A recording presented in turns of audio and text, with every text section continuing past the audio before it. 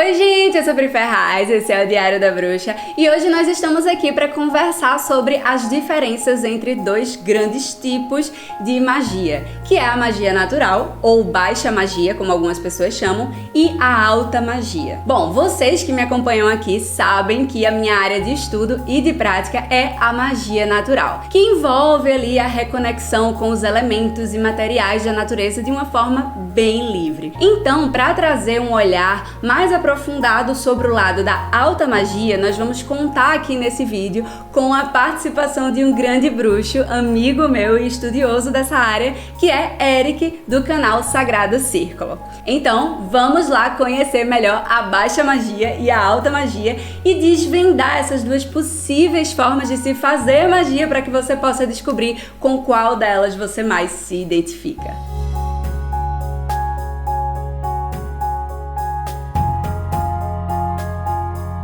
Antes de a gente entender o que são a alta e a baixa magia, a gente precisa entender o que é a magia como um todo. Muita gente vê a palavra magia como se fosse uma mágica, né? E se ligam a uma ideia distorcida de que a magia é algo de outro mundo, que é algo completamente sobrenatural. Mas, na verdade, a magia é algo bem mais prático e comum do que muitas pessoas imaginam. Então, falando de uma forma bem direta e bem resumida, só para vocês captarem o conceito, a magia é a arte da transformação. É quando a gente consegue transformar uma força que está apenas no nosso pensamento, ou seja, uma força ali invisível, né, oculta, que existe apenas de uma forma não física, e a gente consegue transformar essa força em algo concreto, em algo material na nossa vida, né? Algo que a gente consegue ver e sentir na nossa realidade. Ou seja, a magia é quando nós transformamos um desejo ou uma vontade nossa em uma realidade. Ou seja, a magia acontece todas as vezes que você dedica tempo e energia se concentrando para atingir um determinado objetivo que você deseja. E aí é claro que quanto mais você precisar disso que você quer, quanto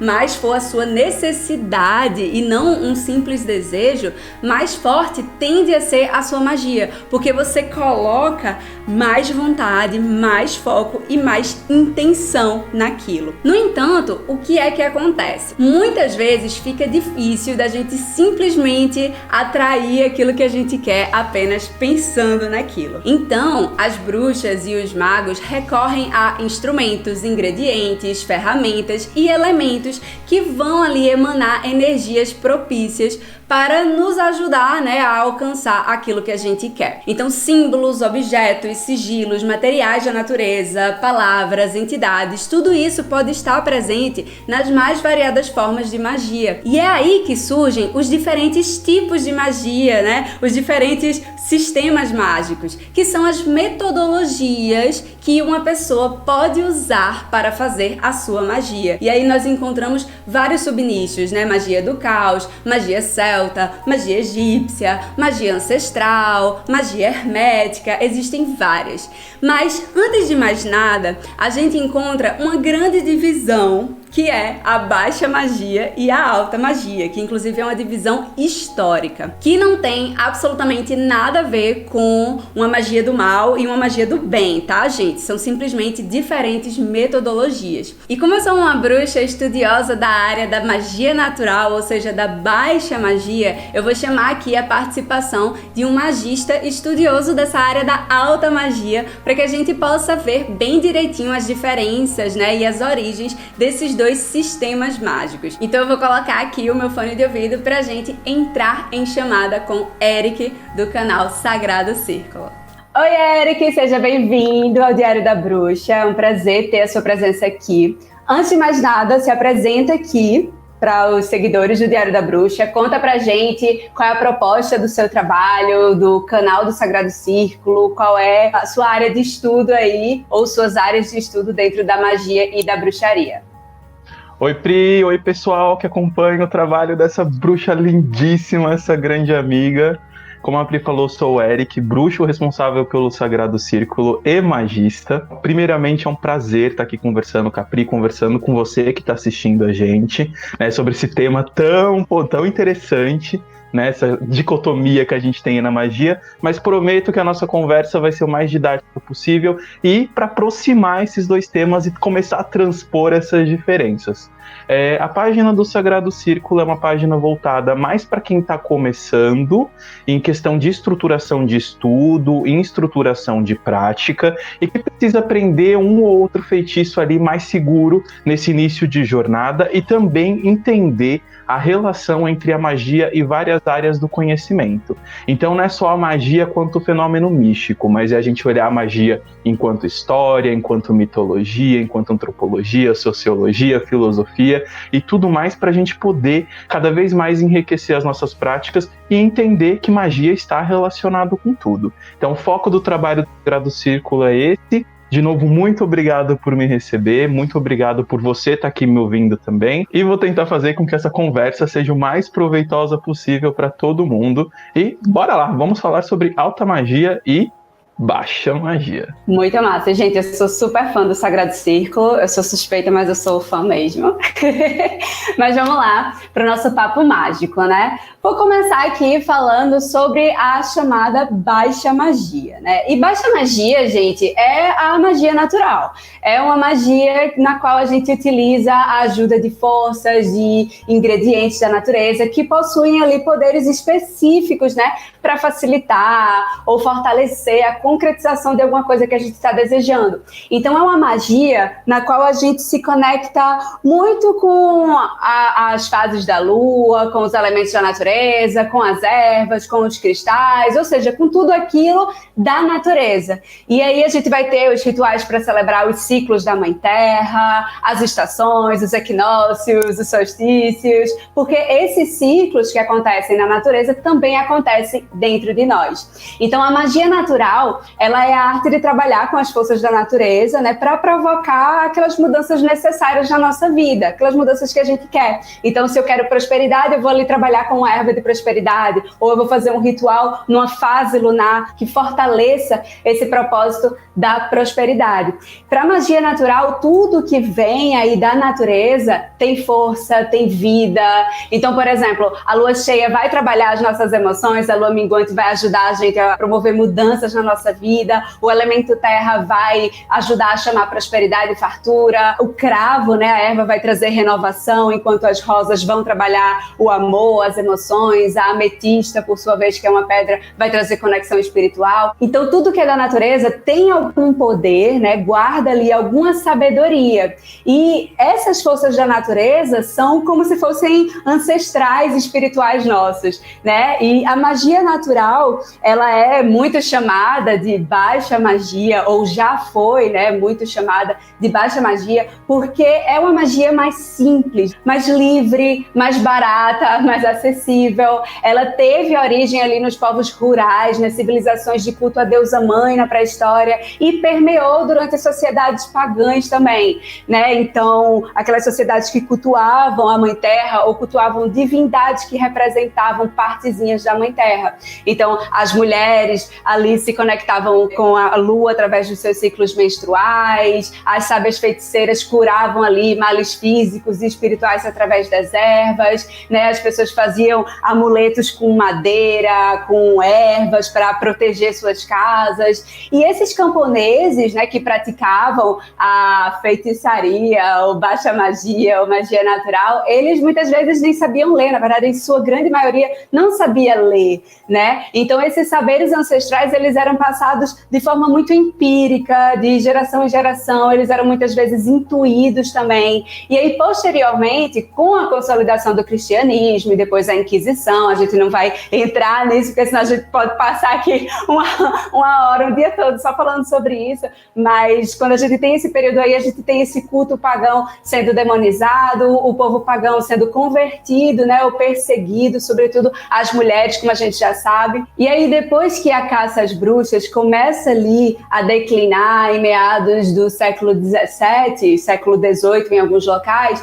porque começa ali toda a revolução filosófica e científica na Europa, surge uma série de pensadores intelectuais e mais racionalistas que vão aí combater todo esse pensamento religioso e fantasioso, né? Então, tanto o cristianismo, né, tanto você crê em Deus como você crê na bruxaria, começa a ser algo meio que piada, né? E aí a bruxaria antiga, a antiga baixa magia, começa a ser vista como uma simples superstição de povo do interior, a ser uma piada. E aí, no século XIX, o interesse, a gente tem aquele aumento do interesse, né, pelo ocultismo, e isso aí começa a aumentar, e vão aí aparecendo as Rosa-Cruzes, as sociedades mágicas, secretas, e quem participava dessas sociedades eram grandes ocultistas, né? Grandes escritores, pessoas realmente assim, mais notáveis, estudiosos. E aí começa a ascensão do que a gente chama de alta magia, que é uma magia, digamos assim, falando de uma forma bem básica, bem rasa, depois Eric vai entrar mais nisso, mas é como se fosse uma magia mais chique, né? Uma magia mais refinada, porque ali na baixa magia a gente tem você botando a mão na terra, você trabalhando com os elementos da natureza, você não precisa aprender muitas regras, você só precisa aprender para que serve cada ingrediente, sabe? E aí você que vai intuir os seus próprios rituais. E na alta magia, não, a gente já tem uma parte mais cerimonial, né? Ela é mais glamurosa e menos mão na terra, como a magia natural. Mas aí, depois dessa super breve e bem resumida introdução aí histórica, eu vou pedir para Eric nos explicar melhor o que é a alta magia e suas origens, né? Porque eu sei que elas também remontam tempos bem antigos, ela não simplesmente começou ali no século XIX. Então, vem aqui, Eric, conta aí pra gente mais sobre a alta magia e as origens da alta magia. Bom, pessoal, a Pri já deu um ótimo contexto, só que eu vou voltar um pouquinho mais no tempo para poder pontuar algumas coisas que são importantes para a gente entender o que é alta magia hoje. A definição que eu utilizo de alta magia, então aí é um ponto de vista pessoal, apesar que qualquer pesquisa que você fizer aí na internet, você vai encontrar 1000 definições de 1000 autores diferentes, ou seja lá qual é a fonte que você queira estudar. A definição que eu utilizo para alta magia é que a alta magia ela é uma expressão de magia cerimonial e magia teúrgica. E qual que é o objetivo dela? Ela vai se basear essencialmente em estabelecer procedimentos para manifestar forças sutis das mais diversas vibrações. Quando a gente está falando de magia cerimonial que tem como expressão a alta magia, a gente está falando de procedimentos. Ela é mais litúrgica, é como se fosse um ritozinho mais estruturado. E aí a gente já tem o primeiro distanciamento com o que a gente chama de baixa magia, magia natural ou magia telúrica, inclusive, que é a questão de você realmente estruturar aquele seu raciocínio mágico. E ela é magia teúrgica porque ela vai falar realmente de formas de manifestar essas energias sutis, que também são forças da natureza, que também são forças ancestrais, que também são forças divinas como anjos e superiores e mestres ascensos, assim como forças de polaridade inferiores. E aqui a gente não está falando sobre bem ou mal, a gente está falando sobre vibração, e isso é muito importante da gente salientar.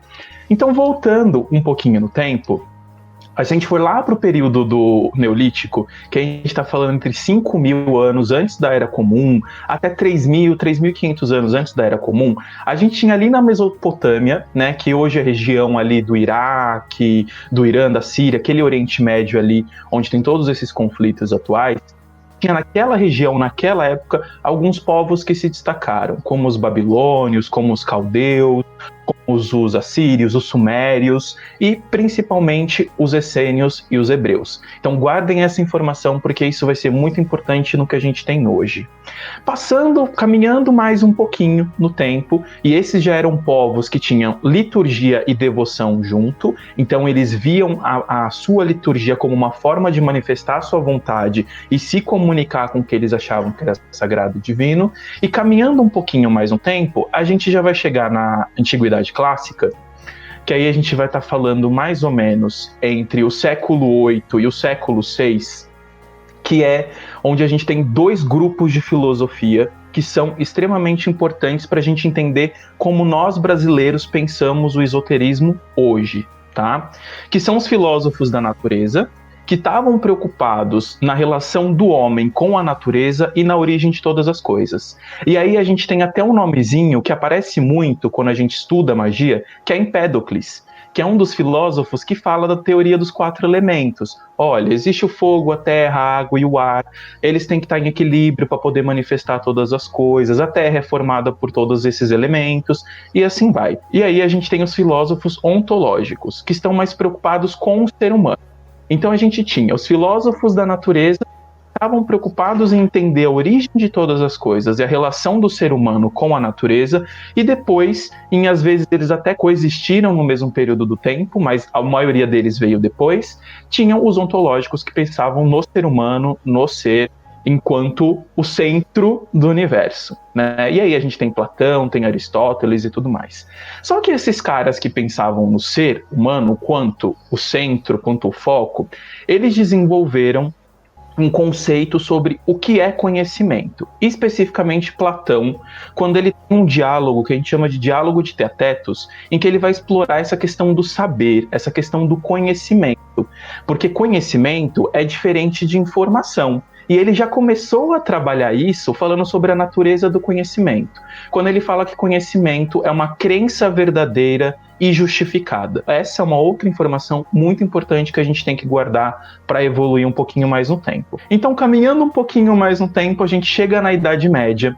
Ali por volta do século XIII, os nossos amigos da igreja vão fazer um concílio que se chama Quarto Concílio de Latrão, que estabelece o início da reforma da igreja e começa a estabelecer normas e leis funcionamento da sociedade baseado no conhecimento revelado. Esse conhecimento revelado, ele vai falar essencialmente de que Deus fala com o homem através dos representantes da igreja. É aí que começa o dogmatismo da igreja, é aí que começa a se estabelecer regras e dogmas, né? E aí a igreja, dentro disso tudo, o principal objetivo dela é proteger o capital. E aí a gente vai entender isso um pouquinho mais para frente, em um minutinho. Passado o Quarto Concílio de Latrão, já no século XIV se inicia o Renascimento, que é quando a gente vai ter um período de consolidação no século XV, vai evoluindo até o século XVII, que é um movimento que é responsável pela passagem da Idade Média para a Idade Moderna.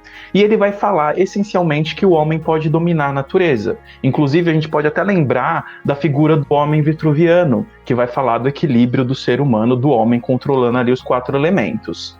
E essa é uma época em que o racionalismo era tido como a única forma de se alcançar o conhecimento. O experimentalismo, que era você fazer a experiência, era uma prova de comprovar, de justificar aquele conhecimento. E aí a gente volta lá em Platão, falando que todo o conhecimento é toda crença verdadeira e justificada. E principalmente, esse antropocentrismo, o foco era no ser humano. O ser humano começa a observar tudo ao redor dele, estando com ele no centro, tá? E aí a gente passa para o Iluminismo, que aí já é no século XVIII, tá? Isso são só datas aproximadas, pessoal, é só para a gente poder estabelecer uma linhazinha do tempo, onde o Iluminismo vai falar sobre o uso da razão para combater as trevas da ignorância. Já vai começar aquele mod de liberdade, igualdade, fraternidade, que é um pouquinho esquizofrênico, já que a burguesia apoiava esses movimentos sociais, mas aí você tem que estudar ali em paralelo para entender melhor o porquê. E ele ainda assim vai prezar pelo racionalismo, pelo experimentalismo, pelo antropocentrismo, porém, o iluminismo ele tem uma missão muito importante. Ele começa a combater o conhecimento revelado da igreja. Ele começa a falar, olha, igreja, entendo tudo isso que você está falando, que os seus padres, o seu papa vai falar em nome de Deus. Só que calma, talvez não seja assim. E aí, nesse iluminismo, ele vai começar a alimentar algumas ideias que vão culminar na idade contemporânea, né? Então a gente sai da idade moderna e vai para a contemporânea, com a Revolução Francesa, e começam as revoluções industriais. A primeira Revolução Industrial, a segunda e a terceira, aí caminhando hoje, porque a gente tem de noção de sistema capital, porque a gente tem de noção de sistema de produção. E por que é importante falar disso? A Pri mesmo trouxe o contexto de separação entre que magia natural é mais simples, enquanto a outra é mais cientificista, e tudo mais, e coisas que são extremamente coerentes. Só que todo esse momento histórico que culmina ali nas revoluções industriais, eles vão reforçar a todo momento o papel de classe, o papel de gênero e o papel de raça. Por isso que é muito importante, quando a gente estuda magia, a gente estudar outras áreas do conhecimento para conhecer aquele momento histórico, político, social e se valer de outras ciências. Porque aí a gente começa a perceber que dentro de todo esse processo, a mulher, por exemplo, ela é vista como uma pessoa que tem que ajudar o homem a manter o sistema capital funcionando, assim como a criança.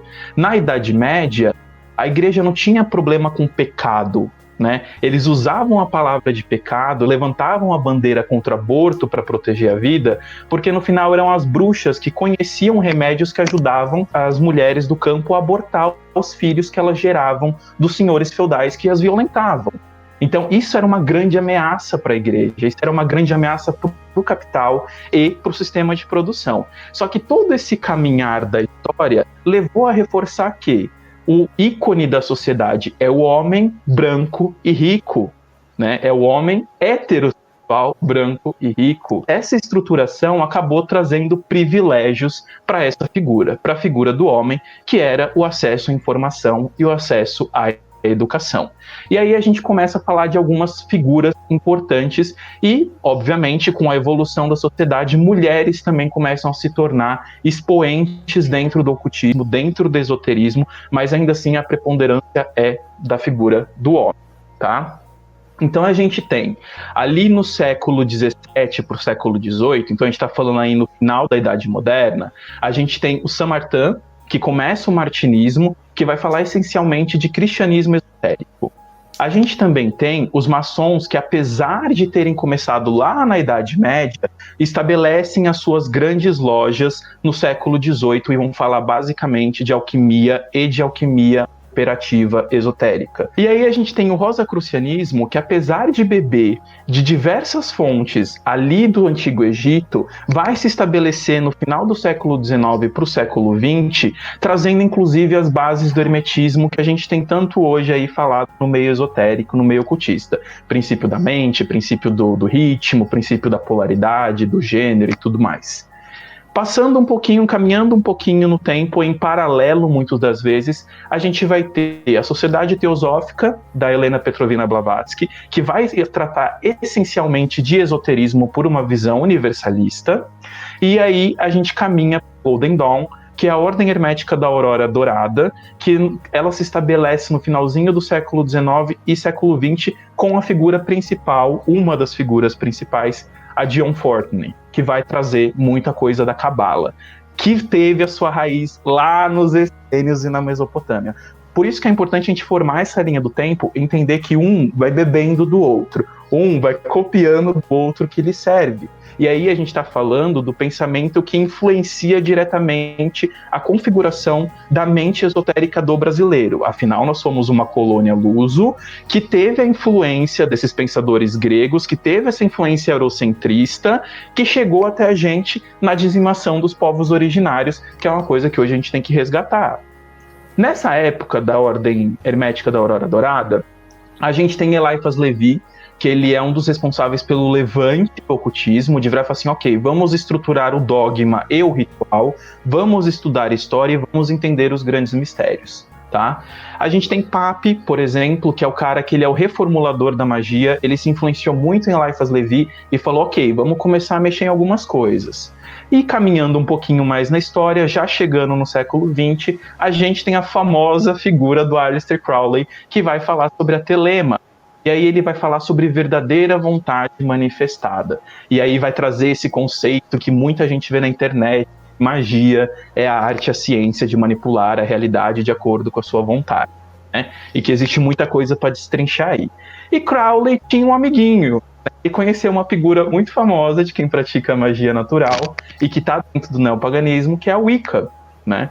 Então, no século XX, Gardner conheceu Crowley e pediu meio que ajuda ali para falar assim, ô Crowley, como que eu posso estabelecer uma religião? Né? Como que eu posso estabelecer um paradigma? E aí surgiu a Wicca tradicional, que trabalha muito com folclore europeu e resgata muita coisa que ele julga ter trazido do Paleolítico, de acordo com as pesquisas dele. Todas essas ordens, todas essas pessoas continuam a reforçar papel de gênero, de classe e de raça. E é importante a gente entender como tudo isso se manifestou, porque aí no final do século XX, né, ali por volta de 1970, a gente já tem um novo movimento dentro da magia que foi inspirado tanto no Crowley quanto no avô da magia do caos, que é esse novo movimento da década de 70, que é o Austin Osman Spare, que vai começar a trabalhar o paradigma mental dentro da magia. Vai começar a falar assim, olha, beleza, tem os bruxos culturais falando que é tudo força da natureza e ancestralidade, tem os magos querendo lidar com tudo como fossem seus servos estando no centro do universo, só que o resumo disso tudo tá tudo na tua cabeça. O paradigma é mental, o procedimento é mental. Em outras palavras, não importa a ferramenta que você está usando, desde que você alcance o seu objetivo. E aí a gente já começa na década de 70 com movimentos de liberdade sexual, com movimentos de feministas e tudo mais, ter uma inclusão muito maior da mulher e também do homossexual abertamente dentro da comunidade ocultista, dentro da comunidade bruxesca magista, ou seja lá como você queira chamar. Então, sintetizando tudo isso, essa linha histórica que pode parecer um pouquinho chatinho, mas é fundamental para a gente colocar num tempo e num lugar todos esses fenômenos, é importante a gente conhecer que a alta magia, ela vai trabalhar com conhecimento justificado. Ela vai estabelecer procedimentos, vai estabelecer processos, vai estabelecer regrinhas e dogmas para você conseguir alcançar a manifestação de uma energia sutil, que é aquilo que eu falei de magia teúrgica. E esses procedimentos, esses processos, é a magia cerimonial. Então, pensem no conhecimento justificado enquanto a base da alta magia, porque ele vai combater o conhecimento revelado, e é aí que começa a dar choque com todo mundo que pensa o contrário, né? Com os povos pagãos, com os povos rurais, com os povos de outros continentes e tudo mais. Essa parte de você saber a origem, né, de ter toda essa aula, por mais que algumas pessoas pensem, ai, que chato, mas, gente, você estudar bruxaria, você tem que saber que você vai estudar aí dentro história, sociologia, ciências da religião, tudo isso está intrínseco para você entender a bruxaria, porque a bruxaria não é só um caminho espiritual. Dentro desse caminho espiritual existe uma proposta, né, de resistência política, tem a história da mulher andando aí no meio também, feito você mesmo disse, a história da bruxaria, ela acompanha muito, né, esse movimento da mulher retirada do centro, né, das civilizações antigas e indo para o seu papel de reprodução social ali, trancada dentro de casa, porque era o que era conveniente para as sociedades patriarcais. Então é importante você entender, para você entender a linha do tempo da bruxaria, você tem que entender o contexto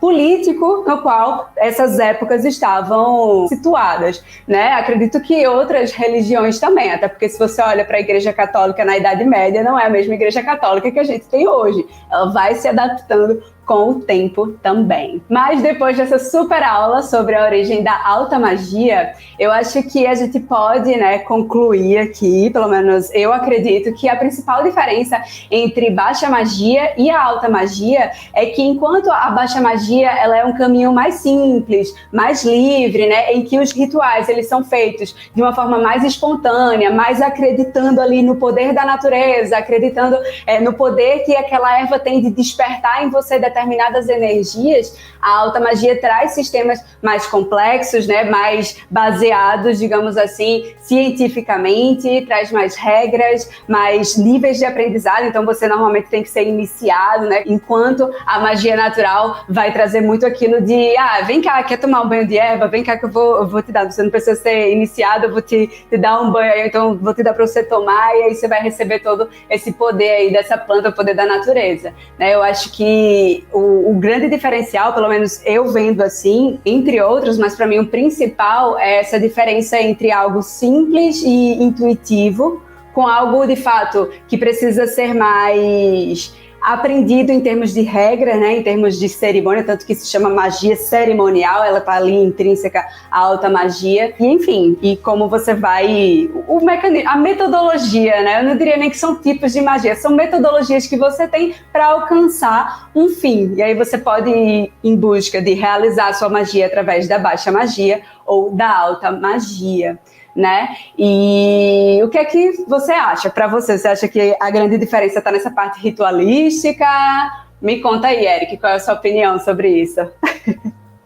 Nossa, que pergunta difícil, né? E é complexo responder isso, porque ao mesmo tempo eu falo enquanto bruxo, eu falo enquanto magista, né? Então é uma coisa que pra mim rola alguns choques internos, assim, até pra responder. Eu acho que a gente pode começar a responder essa pergunta não pela diferença, mas pelo que une essas duas coisas. No final das contas, são formas diferentes, ferramentas diferentes de você conseguir trabalhar a sua própria vontade, né? De você começar a estabelecer os seus padrões vibracionais para alcançar aquilo que você quer. Certamente, a baixa magia, né, a magia telúrica, a magia natural, ela é muito mais animista do que a magia cerimonial, a alta magia ou qualquer outra expressão mais litúrgica dentro do ocultismo. Eu acho que a principal diferença está aí. Obviamente, a relação do bruxo com as energias com que ele lida é muito mais intimista versus a relação do magista com relação às energias que ele utiliza, porque ele realmente utiliza dessas energias. É como se os bruxos fossem um pouco mais devotos, é uma arte um pouco mais devocional, versus o magista, que é uma arte um pouco mais distante. Ela vai falar muito mais, inclusive, de a possibilidade de se existir magistas que são ateus, né, versus a possibilidade de bruxos, bruxas, bruxes, ou seja lá como que você queira se denominar, que vai ser uma coisa muito mais pessoalista, devocional, onde tem que existir uma fé muito grande para existir aquela manifestação. Como diferenças, a alta magia ela é muito mais cientificista em todas as suas práticas, ela preza pelo pensamento científico, porém ela tem um pensamento muito mais holístico. Pega a erva tal para prosperidade, toma um banho, ou faz um chá, ou usa num ritual que você vai alcançar aquilo que você está almejando. Já a magia quer estudar a composição daquela erva, quer entender quimicamente como aquilo se comporta, quer entender todas as relações energéticas daquela erva. É como se a outra magia fosse realmente um pouquinho mais pro estudo completo, holístico daquela coisa, né? Vamos chamar isso de coisa, porque contempla tudo que a gente pode falar, versus a magia natural, que vai falar, não, vamos ser prático, coloca ali que tudo vai dar certo. Como a Pri mesmo comentou, o crescimento dentro da magia cerimonial, né, que é expressada pela alta magia, é uma das formas ele é muito mais pautado. Existem processos iniciáticos, existem iniciações, existem graus, que reforça tudo aquilo que a gente falou, né? E fala aí um pouquinho de elitismo que a gente vai meter o palma pra frente. A gente só não pode confundir iniciação com caminho iniciático. Seria irresponsável, por exemplo, da minha parte, olhar pra Pri e falar, não, a Pri nunca pode fazer magia porque ela não foi iniciada. Pelo contrário, a iniciação dela, ela é muito mais presente, muito mais forte, muito mais orgânica, porque ela vive o caminho iniciático. São coisas completamente diferentes. A gente tem essa visão na alta magia, precisa da iniciação para acessar uma chave, para acessar um mistério. Só que a iniciação ela é só uma parte do caminho iniciático. E como eu falei, existem várias outras formas de você alcançar esses mistérios. Óbvio que a gente não vai entrar em aspectos de proteção da egrégora, construção de egrégora, que é mais complexo, deixa para uma parte 5 de uma conversa desse tipo. Outra coisa muito importante, que a gente acha que, nossa, isso é coisa de bruxa, ter o grimório, ter o livro das sombras e não sei o quê. Isso é muito oriundo realmente de ritos ocultistas, porque a alta magia pede, a magia cerimonial pede com que você tenha um diário, onde você vai fazer o registro de todas as suas impressões energéticas, de todos os seus ritos, de todas as suas conclusões, o resultado de todos os seus estudos. Porque quando a gente fala de bruxaria natural, principalmente na Idade Antiga, a gente está falando de tradições orais. Inclusive, quando a gente está falando de povos originários, sejam os aborígenes na Austrália, sejam os africanos na África, ou sejam os ameríndios, a gente está falando de tradições orais. O registro ainda era muito recente, comparando uma coisa com a outra. Então, na alta magia, é importante ter o registro, mas para você conseguir acompanhar a sua evolução ou não. Coisa que, por exemplo, a gente tem na Wicca, o livro das sombras, por exemplo. A alta magia, ela vai ter um foco, como eu falei, no homem e não na natureza. Só que isso tem sido repaginado principalmente quando a gente fala do brasileiro, né? Porque o brasileiro vem de uma cultura sincrética, vem de uma cultura de crença muito forte, de devoção muito forte, em que ele consegue misturar muito bem magia e devoção, né?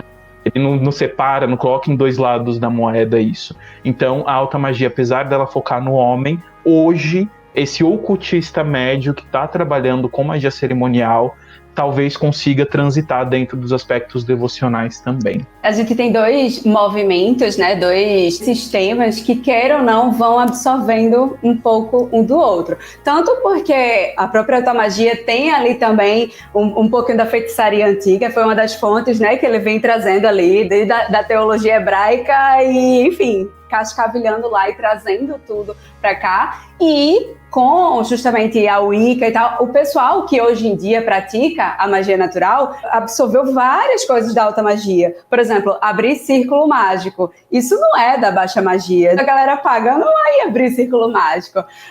O grimório. Então, assim, a gente foi pegando, porque hoje em dia, mesmo a magia natural, ela é tida também como um estudo, né? Só que é um estudo que tem um foco diferente. Em vez de eu estudar para aprender as regras, eu vou estudar as propriedades das coisas. Eu preciso saber para que serve cada erva, eu preciso saber para que serve cada cristal. Então, está mais ligado à questão do conhecimento. E como você disse, um conhecimento que muitas vezes é muito mais intuitivo, né? Não é tão baseado ali na ciência. A magia natural, ela tem muito pensamento mágico. Ela não tem aquela coisa de querer ser uma ciência. Não, ela é um pensamento mágico, né? Algumas pessoas vão até dizer, então é dogmático.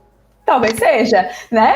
Ele é. Então, até porque muito do próprio cristianismo, das religiões dogmáticas, hoje em dia absorveram aí coisa também do antigo paganismo, né? Então, a gente tem meio que uma salada mista de coisas. Eu acho interessante que, para mim, essa diferença entre a alta magia e a baixa magia parece muito com a diferença entre a sacerdotisa e o hierofante do tarô. A sacerdotisa, ela tá ali meio que conectada com sua própria intuição, ela vai ali buscar de uma forma assim mais individual e ter suas próprias experiências para se conectar espiritualmente, muito parecida com a magia natural. E o hierofante, ele tem aquela preocupação de, peraí, alguém mais experiente precisa passar essa sabedoria para alguém. E aí, nesse ponto, eu quero chegar no fato, né, de que você não precisa também escolher entre um ou outro. Você pode ter aí na sua prática mágica a magia natural e a alta magia. Eu tô até falando isso porque no começo, quando eu apresentei, eu até fiz uma brincadeira dizendo, e aí, qual será que vocês vão se identificar mais? E, na verdade, você não precisa escolher entre um e outro. Inclusive, Eric, ele é um bruxo natural e também é aí magista, né? Então, você pode agregar os dois. Por mais que eu seja uma bruxa natural, que eu pratique a magia natural, eu abro o círculo, eu uso o grimório, então eu absorvo algumas coisas que eu acho que são interessantes, que realmente facilitam. A gente não pode também, né, negar que antigamente, né, as pessoas que praticavam a magia natural, elas tinham acesso a informações passadas por suas avós, por seus ancestrais, e aquilo ali, por mais que fosse só oral, estava muito presente na sociedade. Hoje em dia, não. Na minha família, só tem eu que pratico magia natural, então eu preciso fazer minhas anotações. Eu não posso chegar assim para minha mãe e falar, eu tô querendo fazer um banho de amor, o que é que eu uso mesmo, hein? Ela vai falar, sei lá, né? Então a gente precisa da base do estudo da alta magia também, que eu acho que é um ponto assim muito forte, muito bonito da alta magia, esse olhar mais científico também, né? E aí, eu até queria, agora vamos começar a entrar aqui nos embates, vamos lá. Eu vejo que algumas pessoas, elas colocam a definição da baixa magia como um sistema de menor esforço, né? Pelo fato de ser uma magia que pede um auxílio, né? Nas forças da natureza, como você mesmo disse, ela foca muito na natureza. E muitas vezes a gente tem muito aquilo de, eu vou fazer essa magia e eu vou pedir ao universo e se isso for positivo para mim, eu sei que isso vai chegar para mim. Mas caso não seja o momento, não vai chegar, né? Enquanto para a alta magia, eu acho que já tem algo que depende mais do mago, né? Então o mago, ele tem que ali manipular, ele já sai do hierofante e vira o mago do tarô, ele tem ali que manipular os objetos para fazer acontecer. Eu não sei se na alta magia também tem isso de, eu posso fazer uma magia e ela pode não dar em nada. Me conta aí, como é essa relação? Nossa, tem e muito. A margem de erro é muito grande. A melhor forma que eu posso trazer isso, e até usando a analogia que você trouxe da sacerdotisa com o hierofante, e por qual que é a importância de unir essas duas coisas, é que a sacerdotisa ela vai tratar do que está dentro, e o hierofante ele vai utilizar a luz para iluminar as trevas ao seu redor. E o mago, acho que ele vai estar permeando as duas coisas ali o tempo todo, né? Ele usa o que tem ao redor, né? Tem ali do lado, ele vai usar. Exatamente, acho que esse é o grande papel do mago ali no início da jornada. Engraçado que essa questão da simplicidade, talvez ela só reforce muito mais uma superficialidade que não é verdadeira. A magia natural, né, que a gente já parou de chamar de baixa magia, não sei se vocês se tocaram desse aspecto, ela é muito mais fácil de ser reproduzida e ela está muito mais aplicada ao nosso cotidiano corriqueiro versus a alta magia que você tem que parar, fazer, se concentrar muito, né? Aqueles estados de gnose absurdo para você poder manifestar, né? Então, a impressão de superficialidade da magia natural é hoje, ao meu ver, uma impressão muito equivocada. Ela é mais simples, porque ela trabalha realmente dentro de um cotidiano corriqueiro com um pouco mais de eficácia, tá? Outro aspecto que eu tinha até pensado quando a gente tratou um pouquinho dessa pergunta é que a gente tem que lembrar de novo que são formas diferentes de fazer a mesma coisa. Então, toda vez que a gente está reforçando esses... E isso a gente tem que levar para nós mesmos enquanto praticantes de magia, de bruxaria, ou seja lá da arte mística que você que está assistindo a gente agora usa, né? Se vale, enfim, né? A gente tem que lembrar que só são formas diferentes de fazer a mesma coisa. Então, se pode dar errado com o chá que você toma, pode dar errado no ritual que você está invocando um anjo enoquiano, né? Então, a gente só tem que lembrar que são espectros diferentes da mesma luneta. Vão lidar com vibrações diferentes, vão lidar com sutilezas diferentes, mas no final são só roupagens, são personificações, que a gente vai se identificar mais ou não. Incrível, Eric. Bom, vamos lá agora esquentar nosso papo. Vou trazer um ponto polêmico aqui de volta. A gente vê que a magia natural, ela é esse nome, né, que a gente até parou de chamar de baixa magia, mas assim, esse nome ele é até um nome pejorativo, né, por não ser uma magia culta, digamos assim. E é muito comum a gente ver definições como a baixa magia é a magia das bruxas, enquanto a alta magia é a magia dos magos, né? E aí, enfim, tem toda essa brincadeira do feminino e o masculino. E mesmo com tantas mulheres maravilhosas, né, tantas ocultistas maravilhosas como Helena Blavatsky, Dion Fortune, Pamela Smith, né, que desenhou ali o Rider-Waite, e mesmo com todas essas presenças femininas tão marcantes, esse ainda é um movimento no qual os nomes masculinos eles se destacam mais, né? Para quem está dentro da magia, essas mulheres elas são conhecidas. Para quem está fora, provavelmente não, mas normalmente as pessoas conhecem Levi, as pessoas conhecem Crowley, conhecem Arthur Waite, né? E eles se destacaram, né? E são bem mais estudados até hoje, pelo menos a percepção que eu tenho é essa. E além disso, há também todo aquele debate sobre um certo elitismo na ascensão aí da alta magia. E diante disso, eu queria saber qual a sua opinião sobre isso, né? Você já deu ali uma introdução em relação a toda a Revolução Industrial e quem estava, de fato, ascendendo na sociedade, quem era o centro da sociedade nesse momento. Mas eu queria, na verdade, saber se isso vem sendo modificado ao longo do tempo, então a gente vê um caminhar mais positivo, ou você considera que ainda há muito disso dentro da alta magia? Me conta aí qual a sua opinião sobre isso.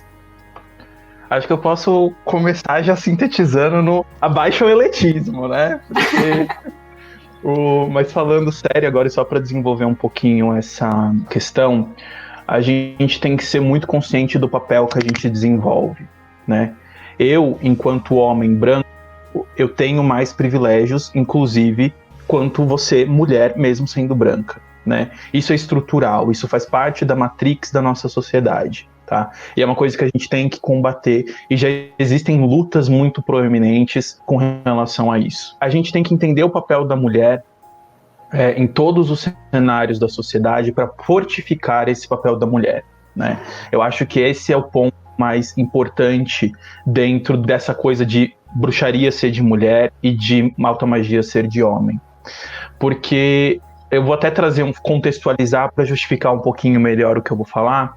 Eu escutei recentemente um podcast de uma bruxa tradicional em que ela pautava muito a questão da mulher versus o papel da igreja, como tudo isso se desenhava e tudo mais. E até nessa coisa do patriarcado versus matriarcado. A gente tem que lembrar que o patriarcado existiu muito antes da igreja. Não estou eximindo a culpa da igreja, tá? Pelo contrário, eu fui católico, quase virei padre, então sei ali como que os permeios da coisa. Então, a gente tem que entender que o patriarcado começou de muito antes. Esse papel não surgiu ali quando a igreja se fundou, né? A gente tem que entender que é uma conversa sobre capital. Toda vez que a gente está falando de acesso à informação, a gente está falando sobre dinheiro, a gente está falando sobre capital, sobre moeda, tá? Por que eu digo isso? Como a Pri mesmo falou, e eu contextualizei, e ela também contextualizou, o homem foi o expoente da sociedade e ainda é, né? Então, por causa disso, ele tinha mais acesso à informação, ele podia, né, e frequentava as universidades. Muito depois veio as mulheres, muito depois vieram os negros. A gente está caminhando para isso? É utópico, né? Eu acho que isso é uma utopia que a gente tem que almejar e tem que ter esperança, mas ainda não é, porque hoje a gente tem uma retórica divisiva muito presente na comunidade brasileira e no mundo como um todo. Eu e a Pri, inclusive, estando aqui como homem branco e mulher branca, o homem falando de magia cerimonial e ela falando de magia natural, né, como ponto focal da conversa, vai reforçar ainda mais essa dicotomia, né? E o nosso papel é entender que a gente tem que buscar estabelecer pontes de comunicação e começar a tornar essa informação acessível, o trabalho que ela faz lindamente, para aqueles que têm pelo menos acesso à internet consigam acessar isso, muitas das vezes gratuitamente. O nosso papel, dentre isso, é entender esses recortes. A gente, possivelmente, enquanto magia, não vai chegar na periferia de uma comunidade no extremo sul de São Paulo, por exemplo. Ali vai chegar uma igreja neopentecostal, vai chegar uma tradição, uma religião de origem ameríndia, afro, alguma coisa nesse sentido, porque o recorte abarca isso. Mas o nosso papel, e ainda assim reforça, é uma esperança que a gente tem que ter, é estar aqui dando lugar para as pessoas que querem falar, para as pessoas que querem conhecer tudo isso e acessar essa informação, começar a acessar isso. Democratizar é muito mais a questão do acesso e estar pronto para receber essas pessoas do que realmente a gente começar a lutar pela democratização. Porque é impossível para o ser humano, dentro de todos os grupos, a gente ter todos os tipos de pessoa.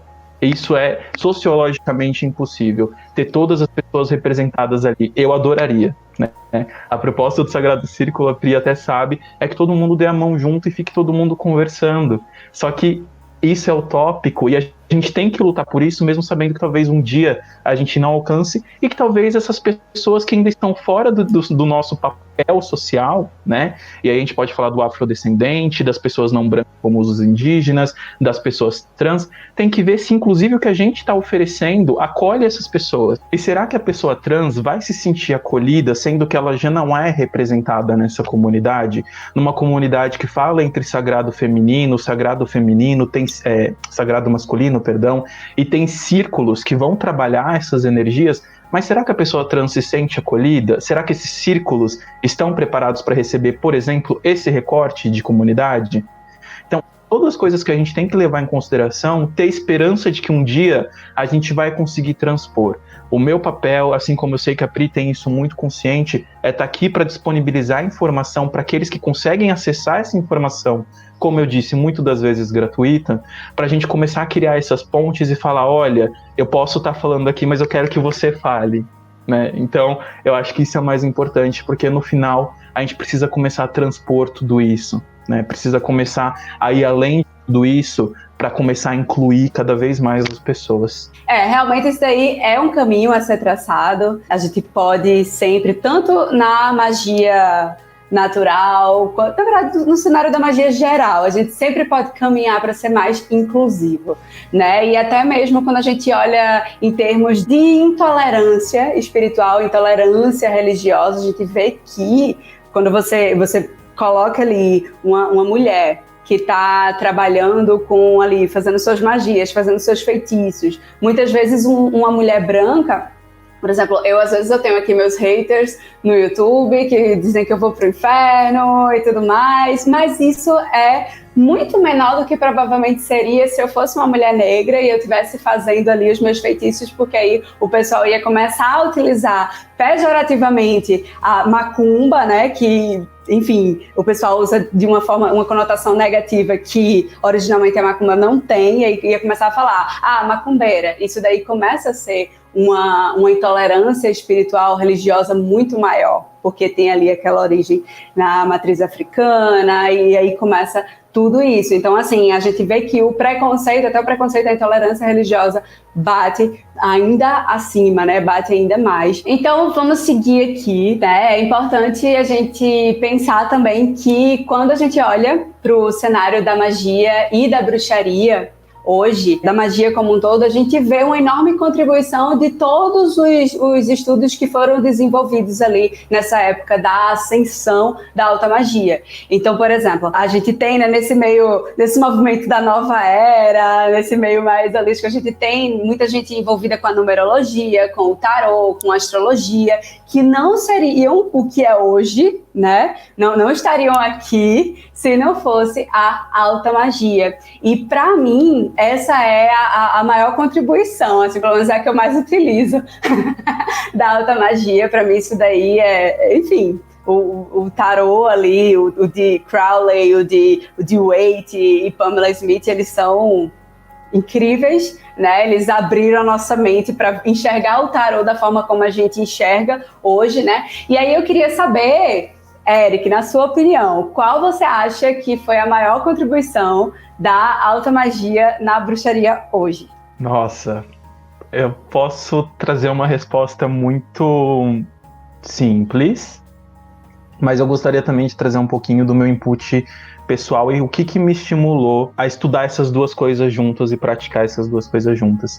Obviamente a alta magia, né, ou a magia cerimonial, ela contribuiu muito para a alquimia, que acabou contribuindo para a química, contribuiu muito para a botânica, para a farmacologia. Então ela contribuiu para vários aspectos hoje realmente científicos, físicos, do que a gente tem no nosso escopo de atuação enquanto sociedade e tudo mais. Já para mim, né, a Pri até comentou da questão da numerologia, do tarô e tudo mais, o estudo da magia cerimonial, da alta magia, para mim é um grande contrapeso para começar a entender que o pensamento eurocentrista não é o único. E aí até voltando um pouquinho quem estuda magia natural e vai falar, nossa, mas eles estão falando de planeta e vai achar que realmente isso tem tudo a ver.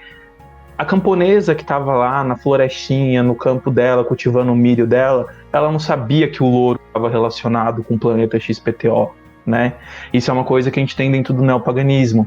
Só que ainda assim, esses nossos pensamentos ainda são muito eurocentristas. Então, para mim, a alta magia versus a magia natural enquanto oposição de estudo, ela vai falar muito do calma, Eric. Não é só esse tipo de pensamento que existe, né?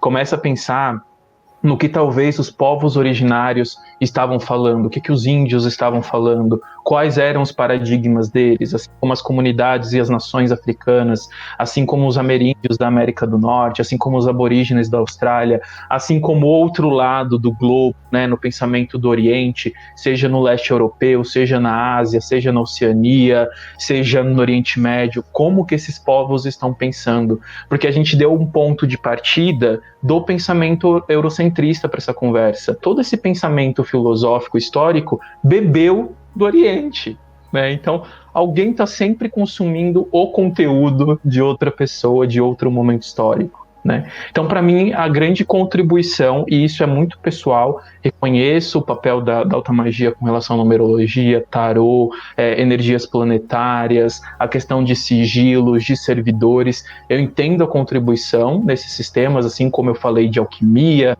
botânica, farmacologia, mas dentro de um espectro muito pessoal, eu acredito que a maior contribuição que a alta magia me trouxe é começar a abrir um pouquinho a minha visão e falar, ok, nem tudo é Europa.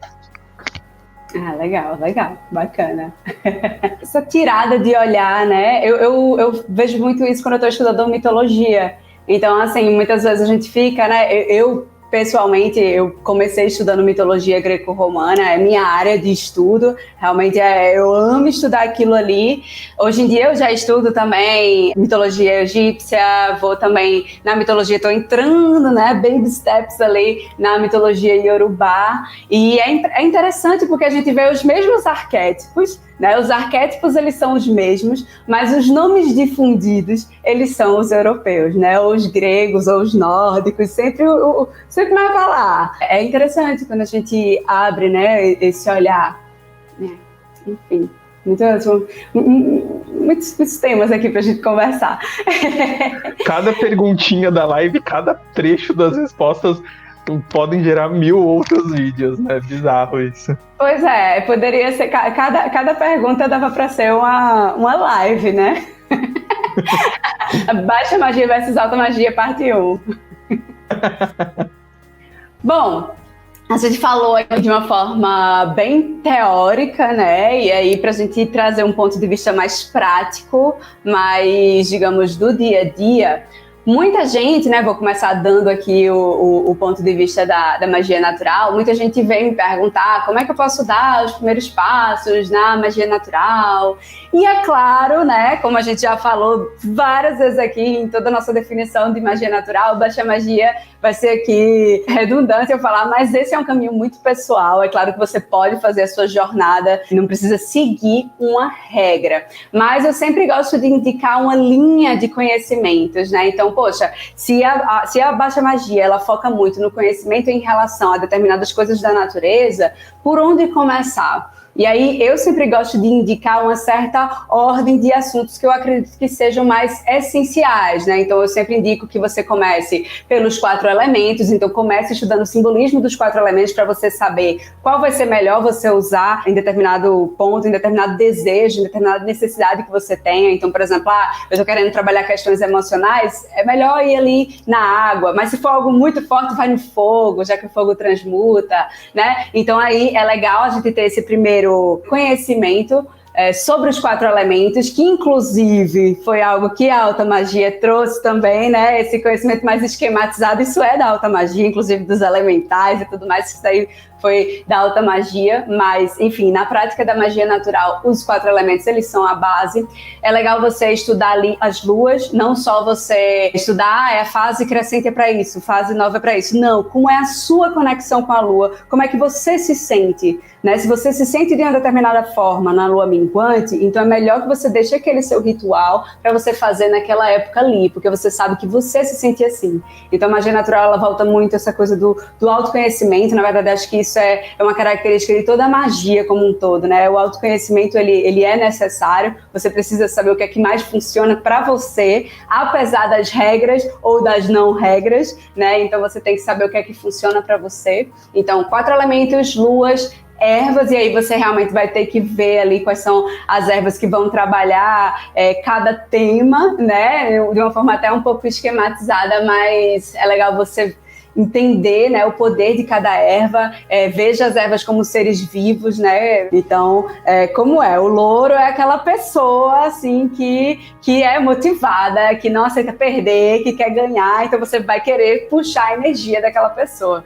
Acho que essa é a melhor forma de você estudar as ervas. E os cristais também, que aí já entra numa parte mais de pilhas energéticas, e inclusive os cristais, eu acho que de toda a parte da magia natural é a parte menos acessível, né? Eles têm valores mais acima, então não é todo mundo que pode ter cristais, mas se você puder, legal. E aí depois você entrar ali nos sabás, nas celebrações da natureza e notar como é que os ciclos da natureza reverberam dentro de você também, porque você tem a sua primavera, você tem seu inverno, você tem seu outono, então você tem que ver aí quando são feitas as suas colheitas, quando são feitos os seus plantios, e aí você ir se vendo como reflexo da natureza. Então eu acho que esse estudo, né, Sempre aplicando no dia a dia, sempre testando no dia a dia, faz muito parte da magia natural. E aí eu queria saber se existe alguma forma, alguma ordenzinha de estudos específicas ou alguma dica que você queira dar sobre como dar os primeiros passos na alta magia também, né? Já que eu trouxe esse ponto de vista da baixa magia, conta aí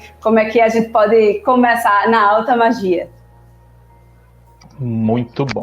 Bom, é complexo estabelecer um roteiro para uma outra pessoa, né? Até mesmo eu entendo a sua dificuldade, porque eu faço isso com o Sagrado Círculo muitas das vezes, por onde eu começo, para onde que eu vou. E quando a gente olha para magia cerimonial, a gente está olhando para um sistema que vai te pedir pedras de ouro, pedras de prata, símbolos, um espaço ritualístico, um templo maravilhoso.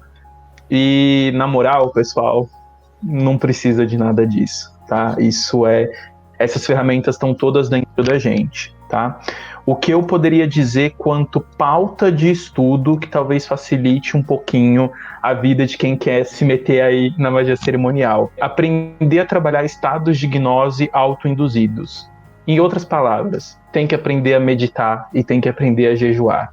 Tá? E é uma coisa que a gente tem na magia natural também, né? Mesmo eu, enquanto bruxo, dependendo dos ritos que eu vou fazer, eu vou cortar alguns alimentos da minha alimentação naquela semana, ou então eu vou fazer determinados ritos meditativos para me ajudar a colocar ali na vibe que eu tô fazendo, do que eu vou fazer, e a alta magia também pede isso. Então comece a explorar formas de você desenvolver a meditação e o jejum, e lembrem-se que meditação não é simplesmente ficar parado não pensando em nada, tá? Existem várias outras formas de meditação, inclusive a dança é uma delas, tá, pessoal?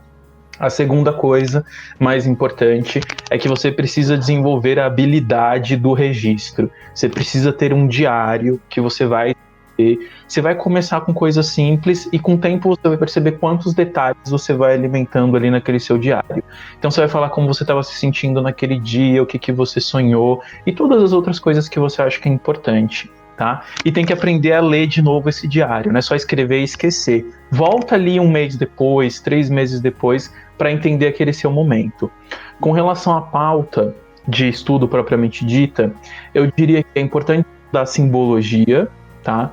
Principalmente as simbologias que estão dentro do cristianismo esotérico, tá? E tem muita coisa que está dentro do cristianismo esotérico e dentro da alquimia. E são informações que você encontra na internet, não é nada, Eric, como que eu vou pesquisar isso? É muito difícil. Gente, Google, inclusive Google acadêmico, às vezes você consegue encontrar vários livros gratuitos para você baixar. Alfabetos mágicos é muito importante. Isso não quer dizer que você tenha que saber ler em hebraico, saber ler latim, saber ler em aramaico, tudo mais, mas você precisa entender o porquê desses alfabetos, porque eles vão permear a sua prática mágica durante todo o processo da magia cerimonial. Entender a questão de energia planetária e dos seres que estão envolvidos com a energia planetária, saber o porquê da energia do Sol, da Lua e tudo mais. E não, isso não veio só na Wicca, isso é de muito antes. Então é importante a gente entender, né? Lembrem-se que a bruxinha do campo não tinha acesso a essa informação, infelizmente, e hoje a gente tem dentro do neopaganismo, então usem isso, e que também está presente dentro da alta magia, inclusive com sigilos, com símbolos e com quadrados mágicos que você pode utilizar na sua prática. É importante estudar angelologia, né? Então você vai ter que estudar a ciência dos anjos, tá? E o que eu falo com relação a estudar a ciência dos anjos?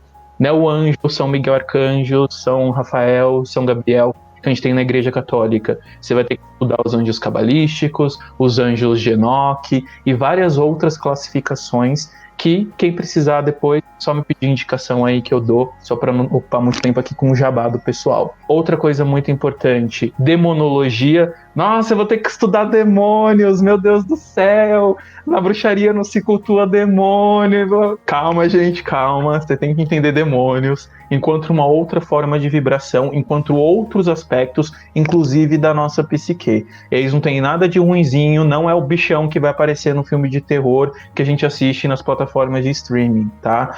Entender demonolatria, entender demonologia, é inclusive voltar lá nos estudos de Babilônia, de Sumérios, de Essênios, para entender como esses seres, que muitas das vezes eram deidificados, se comportavam naquela sociedade, como que a gente trabalha com eles hoje, tá? Não adianta querer trabalhar, por exemplo, com Goécia, que é uma forma, uma expressão de magia cerimonial também, se você não entender a natureza de um demon, por exemplo, que muita gente acha que é demônio.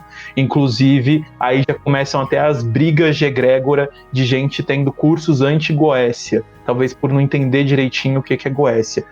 Tudo isso com muita calma, tudo isso com muita tranquilidade, tudo isso no seu tempo, tentando entender o máximo possível. Lógico, se você estudar hermetismo, cabala, esoterismo, tudo isso agrega, inclusive para suas práticas enquanto bruxo ou bruxa natural, tá, gente? Isso agrega muito. Como eu falei, nós somos um povo extremamente sincréticos. Brasileiro é ótimo para botar tudo na mesma salada de fruta, gente. Não tem pessoa mais caoísta do que brasileiro.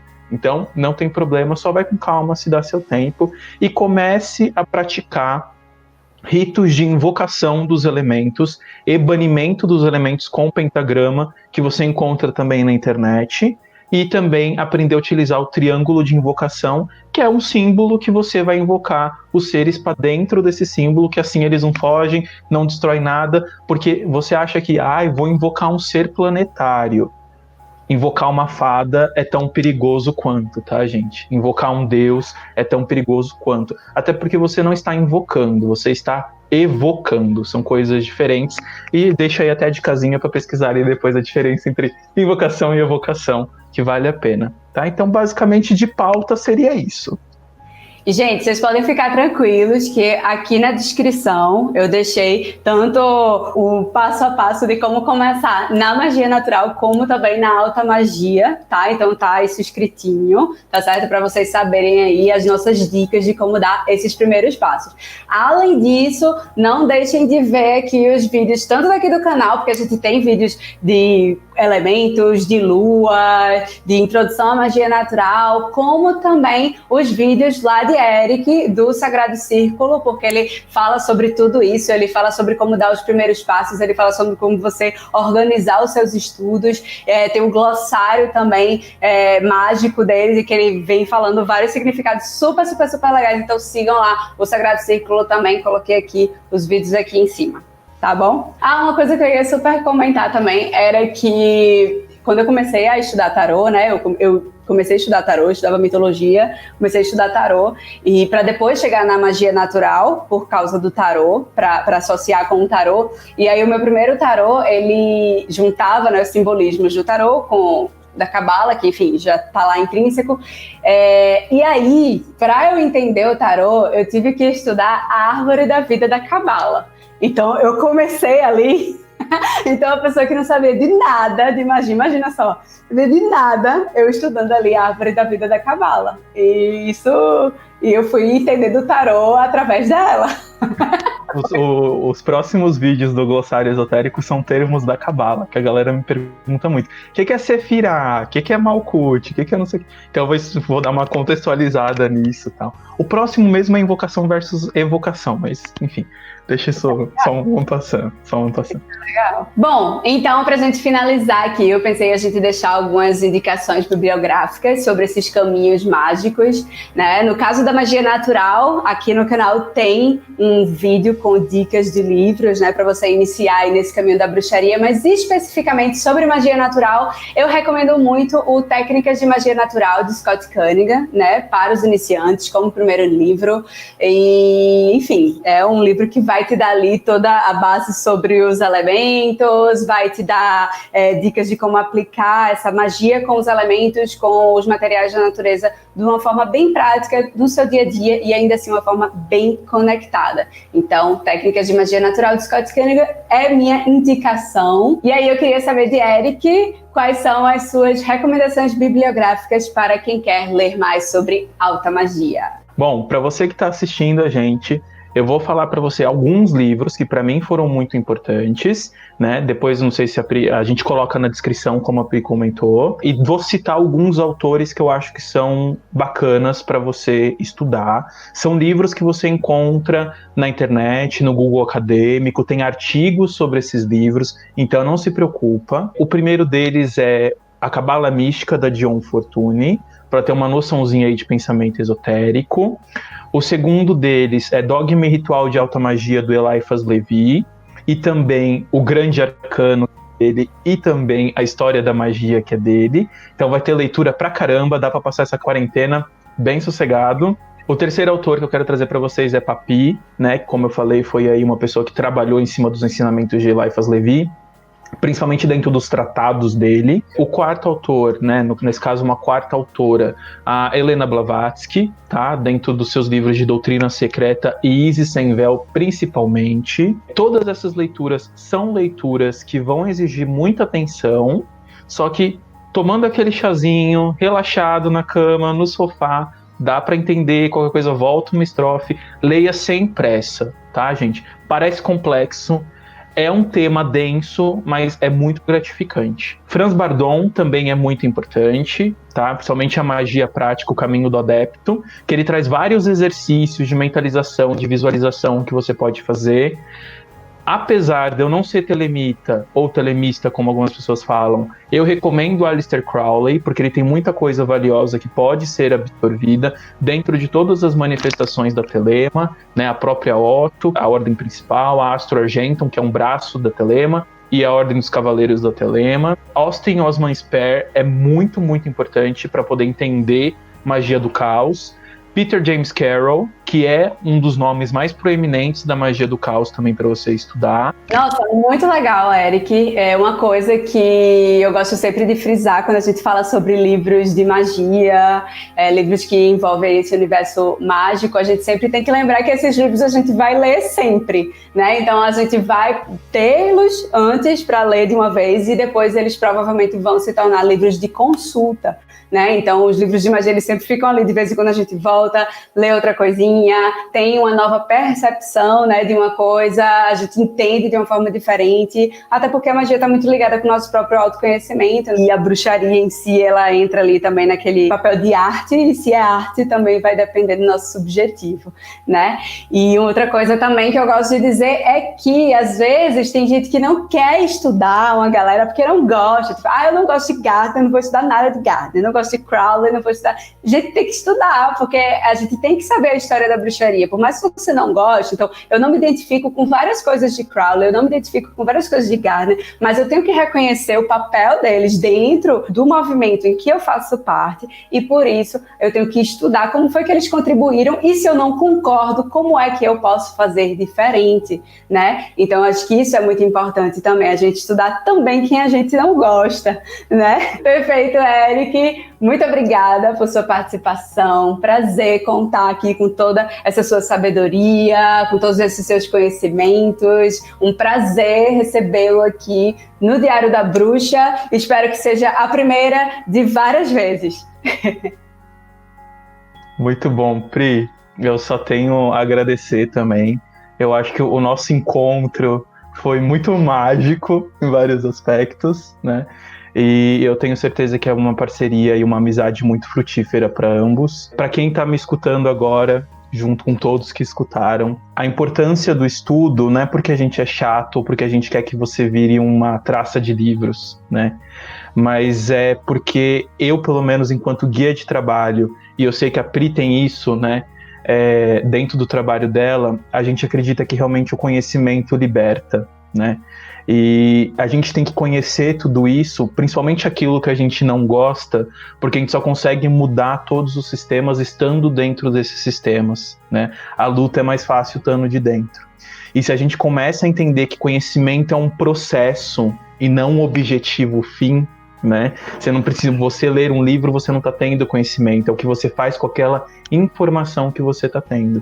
E o mais importante, né? Se conhecimento é liberdade, a gente pode começar a ter o sonho de deixarmos de ser os oprimidos, como diria o grande Paulo Freire, e começar realmente a combater essa estrutura que reforça cada vez mais as nossas diferenças e começar a cada vez dar mais a mão, cada vez mais conversar e dialogar e conversar sobre tudo isso com amorosidade. É preciso muito amor para fazer magia, é preciso muito amor para fazer bruxaria, e são as ferramentas que a gente tem para ensinar todos que estão ao nosso redor e principalmente a nós mesmos a amar. Então, muito, muito obrigado, foi um prazerzíssimo. E quem quiser conhecer mais o Sagrado Círculo, só me procurar e estamos à disposição. Gente, aqui na descrição tem os links para vocês acessarem os canais do Sagrado Círculo nas redes sociais, conferirem também lá todos os conteúdos incríveis de Eric, né? Não deixem de seguir, porque realmente é muito, muito, muito especial. Não se esqueçam também de dar like nesse vídeo aqui, se inscrever no canal, ativar o sininho para receber todas as notificações de novos vídeos e me sigam lá no Instagram, @Diário da Bruxa. Um beijo! Muita paz, muita luz pra vocês. Tchau, Eric! Tchau, até mais!